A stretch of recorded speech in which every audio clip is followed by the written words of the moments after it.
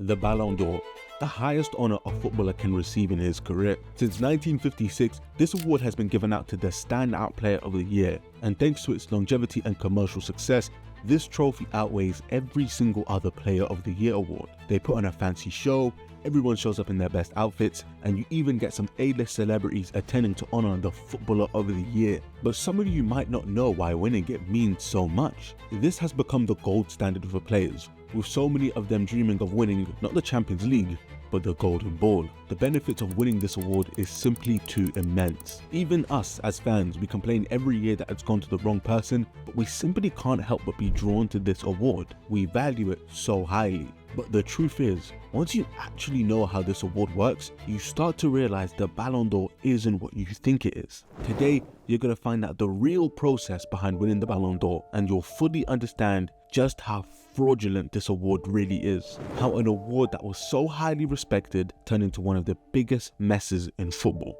Well, first, we have to start off with the most obvious problem of them all.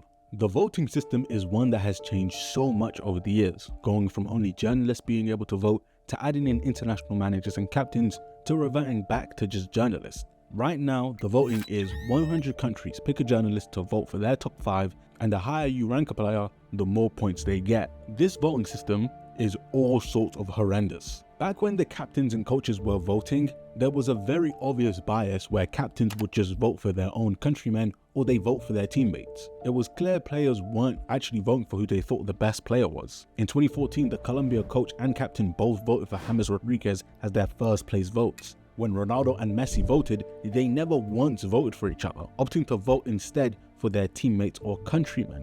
This isn't the sign of an honest award, when the people voting just vote for their friends. And it's why we don't see coaches and captains voting anymore, as the credibility of voting took a massive hit. Journalists are also bad when it comes to voting, also opting to vote for their countrymen when possible. In 2023, the Portugal rep voted Bernardo Silva as number 1. In 2019, the Senegal rep voted for both Mane and Koulibaly. Egypt picks Salah every year, Portugal picks Ronaldo. Heck, Serbia even put Tadic in their top 5 whenever he's nominated. There's been a very clear bias in voting, yet the system has remained the same. There's also strategic voting. Another reason Messi and Ronaldo never voted for each other isn't because they wanted to vote for their teammates, it's because they didn't want to give any points to the other. If you really want one player to win, you vote him first, and their closest rival, you give them no votes so you can start boosting the odds. This has led to some very strange votes, like in 2019 when Cameroon and Bhutan only voted for Liverpool players. Turns out one of them is a die-hard Liverpool fan. Just going through some of the votes in the years past, you'll truly understand why this award has lost credibility. Like Roy Hodgson voting for Mascherano first place in 2014, Togo voting Hugo Lloris ahead of Messi in 2019, and Sterling being voted second place twice in 2021. But there's one man above them all who really takes the cake: Hafiz Maraka, the Sri Lanka voter of the Ballon d'Or. In 2017, he voted Bonucci as the best player in the world, followed by De Gea and Falcao. In 2018, he had Hazard, Firmino and Pogba. And in 2019, he had Pierre-Emerick Aubameyang as the second best player that year. This is why I can't take this award seriously. But it's not just the people voting that's the problem. The system itself is flawed. In 2019, Van Dijk had more first place votes than Messi. In fact, if you only take the voters' top 3, Van Dijk would have won the Ballon d'Or. Messi only won because of the 4th and 5th place votes. In reality, most journalists had a top 3 in mind, but by the time they picked 4th and 5th place, most just picked Messi because he's Messi. And lo and behold, that's how he won. Then there's the 2013 scandal that really questions this award's credibility. In 2013, Ribery and Ronaldo were going toe-to-toe in voting, but that year the voting was randomly extended by 2 weeks, during which Ronaldo scored a hat-trick to send Portugal to the World Cup. This easily could have majorly influenced who people voted for. But the main reason why voting has lost all its credibility, that same year there were multiple people who claimed their votes were changed and counted wrong, like Equatorial Guinea captain Juvenal saying, "It said I voted for Messi and Cristiano, but I didn't vote for any of them." That's why I say I don't believe in absolutely anything about these awards. Since then, I've thought these awards have no value. Numerous coaches that year claimed the same thing too. This was a time when FIFA, a corrupt organization, was running the award, but since then France Football now fully control the award and we haven't heard of votes being changed since. But still, it's incredibly hard to trust an award that has a voting system so broken. But what's even more confusing is the basis of how voters pick who they think is the best player in the world. If there's one thing I don't want to talk about is players getting robbed in certain years, like Lewandowski or Van Dijk, Henry or Ronaldo in 2018, there's going to be an outrage no matter who wins the award, so let's just move past that and instead, let's focus on the criteria of winning the Ballon d'Or itself. France Football says the main things that should be taken into consideration are on-field performance, team performance and success, and discipline on and off the field. But the truth is, this criteria of winning is always changing, and honestly, it doesn't make any sense. First, there's international competitions, more specifically the World Cup. Although not stated, everybody knows that winning the World Cup and performing well basically guarantees you this award. Zidane in '98, Ronaldo 2002, Cannavaro in 2006. Even back when the award was only given to Europeans pre-1995, every time a European team won the World Cup, it was basically a guarantee a Ballon d'Or came with it. You don't even have to win it to be taken into consideration, as Modric in 2018 took Croatia to the final and won the award. And it's very clear that the World Cup trumps club performances, because Messi in the 22-23 season had a bad club year with PSG, and Haaland won the treble, broke all sorts of scoring records, yet still came second to Messi. But that's fair, right? The World Cup is a greater competition than the Champions League, so surely that's a more important criteria of winning. Except in 2014, when Germany won the World Cup, Neuer came in third and Ronaldo took the award for winning the Champions League. And even worse, in 2010, when Spain were on top of football, Iniesta and Xavi led Spain to a World Cup victory, with Iniesta literally scoring the winning goal yet lost out to Messi. Even Schneider that year won the treble, including the Champions League, and was outstanding for Holland, who went to the final and he came fourth. But sure, Messi's year that year was outstanding, 60 goals in 59 games, so sometimes solo performances can outweigh World Cup performances. Except Ronaldo had a record-breaking year in 2018 and still lost to Modric, who didn't even win the World Cup. Remember, it doesn't matter who you think deserves to win it, it's about the consistency in the criteria of voting, and it's clear there is none. Okay, what about major trophies like the Champions League, Euros, Copa America, AFCON, and even a league title? There's been a very clear criteria in place that if you win any of those trophies, you're viable for the Golden Ball. Team success is key, like in Kaká in 2007, Ronaldo in 2008, Messi in 2009, Benzema in 2022, heck, even Jorginho in 2021 won the Champions League and Euros, despite not being the best Chelsea player or Italian player. Him just winning those trophies were enough for him to be third place that year. So team success is clearly very important to voters. Yet Ribéry, who won the League, German Cup and Champions League, lost out to Ronaldo in 2013, who won 0 trophies. In 2019, Van Dijk was the best player on the Champions League winning team, but lost out to Messi. But like I said, a good solo year can outweigh the team accolades. After all, it's an individual award, not a team award, right? So why did Lewandowski not win it in 2021 after his record-breaking year and lose out to Messi because of a team award? Once again, Messi is the GOAT and rightfully should always be considered for the Ballon d'Or, but you can see the inconsistencies. The problem is, this whole thing about team success and best player on the Champions League winning team never used to be the case. This award used to actually go to the best player of the year. George Weah in '95, Ronaldo in '97, Rivaldo in '99 and Figo in 2000. None of those guys won the Champions League the year they won the award. And while the award wasn't perfect, it wasn't just the best player on the best team award like it is now. However, the criteria of winning was always confusing, and the brutal truth is that there's always been one criteria that trumps absolutely everything when voting for a winner. Despite being an individual award, trophies were supposed to be the #1 metric when deciding who wins, but the stat that completely took over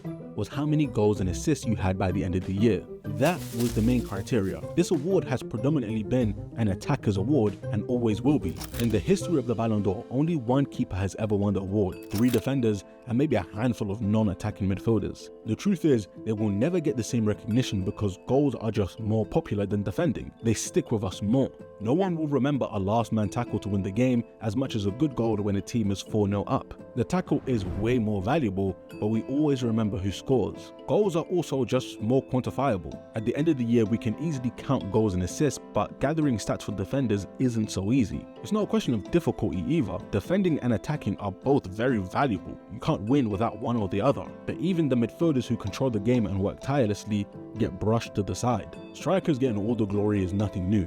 In 2001, Oliver Kahn won the Bundesliga and saved 3 penalties in the final shootout to win the Champions League for Bayern. Easily that year, he was the most important player on the biggest stage of football. Michael Owen, on the other hand, won 3 trophies, the League Cup, FA Cup and Europa League. He scored a handful of goals and played well in the big moments. But it was a World Cup qualifier in 2001 that changed it all. England played Germany and Michael Owen scored a hat-trick against Oliver Kahn in a 5-1 win and beat out Kahn to the Ballon d'Or. He even beat out Raúl, which was even more controversial. But the fact that a keeper doesn't even get a sniff has always skewed this award into more of an attacker of the year rather than player of the year. Philipp Lahm and Thomas Müller have both been very vocal about the award being a popularity contest for strikers. So how did it get to a point where the award became a glorified popularity contest? Well, the Ballon d'Or is more than just a Player of the Year award. It's a golden ticket to stardom. Winning it means more than just your name in a book. You become the most talked about, marketed footballer on the planet. Big players now have clauses in their contract that say if they win the Ballon d'Or, they get paid a handsome fee. But it's so much more than that. Having a Ballon d'Or winner in your team adds value to the club and to the brand itself. You can expect 45,000 fans attending the Parc des Princes during an evening to celebrate Neymar's accomplishment. The player is now the ideal spokesperson for just about any company looking to expand their market globally, and the sponsorship deals will naturally reflect that added value from being one of the best. With players and teams knowing how valuable winning this award is, there is extra incentive to push for your player to win the award. No longer is the award based on what you do on the pitch, but now by how much you can use social media and your PR to boost your publicity. We saw the Barcelona president many times lobby for Messi to win the award. We even saw PSG get investigated for trying to influence the outcome of the 2021 award, where Messi won and got to parade the trophy around the Parc des Princes. But Real Madrid have been the best at doing this. Not only are they the biggest club in the world, they are expert at running Ballon d'Or campaigns. 2 months into the 21-22 season, France won the Nations League. Not a major trophy, but they beat Spain to do so. The first thing the Real Madrid Twitter account did was post a congratulation tweet specifically for Benzema with a Ballon d'Or endorsement too. Early on in the season, they were planting the idea that he should win the award, and he did. In 2013, a year where Real got 0 trophies, just days before the Ballon d'Or voting closed, Real Madrid gave their 45,000 fans face masks in order to show support for Ronaldo to win the Ballon d'Or. That same game, they had a massive banner too, and Ronaldo made sure to post this picture on his social media to further boost his chances. That year, he ended up beating Ribéry. The chief of the Ballon d'Or award himself said Real Madrid orchestrated the campaigns to dominate the Ballon d'Or, and he's not wrong. Florentino Perez knows how to strategically plan out making sure his players are always in the front running, and more specifically that the votes don't get spread out, but instead go to one player. Zlatan even took it one step further, saying, "Now we know it was Perez who was competing with Messi." The reason he said this is after Modric won the 2018 Ballon d'Or, he believed Ronaldo should have won it, but since he left Real Madrid that year, it instead went to a current Real Madrid player in Modric. I am by no means saying the Real Madrid players who won it didn't deserve it, but it's obvious certain influences come into play more than just your playing on the pitch. However, no matter how much we discuss or complain, the real injustice in it all is the fact that there's an individual award in a team sport in the first place. You know I love a good Wenger quote, and what he said about the Ballon d'Or was spot on. This week we've seen the Ballon d'Or. Who would your 3 votes I would go not to? vote any Ballon d'Or. I'm totally against it. I'm a team lover and a specialist of somebody who loves teamwork, and I'm completely against that. Jose Mourinho echoed his statements too, saying, "Football is losing a little bit the concept of the team to focus more on the individual," and they're both right. Players who want to win this award focus more on scoring rather than helping the team, because they know if they score and get all the credit, that's what helps them win the Golden Ball. But that doesn't make sense. In 2022, Real Madrid won the Champions League thanks to a final goal from Vinicius Jr. and a man of the match performance from Courtois. Even 2 late goals from Rodrigo helped keep them alive against Man City, but Benzema takes home the prize. Even Man City last year, Haaland was Man City's front runner for the award, yet Kevin De Bruyne was arguably more influential, and City were a way worse team without Rodri than without Haaland. To put such emphasis on a solo award in a team sport is beyond strange. So how can they fix this award? Well, They can't. Ultimately, this award will never be perfect. I've seen people say that they should have an award for the best player in each position, but that will lead to the same arguments we have now about who deserves to win it. Plus, there's an award for the best under 21, best goalkeeper, most goals, even a coach and club of the year, but none of that hails in comparison. People are just drawn to the main award. No matter how much we hate it, the Ballon d'Or will always remain the gold standard for footballers. That's the dream they chase, and it's the award we desperately want our favorite player to win. But knowing what you know now, maybe we shouldn't take this award so seriously after all. This video was made before Rodri was announced as the winner yesterday, and after the whole fiasco, it's clear Real Madrid simply have expected to win this award every year, and now they haven't, they choose to boycott it.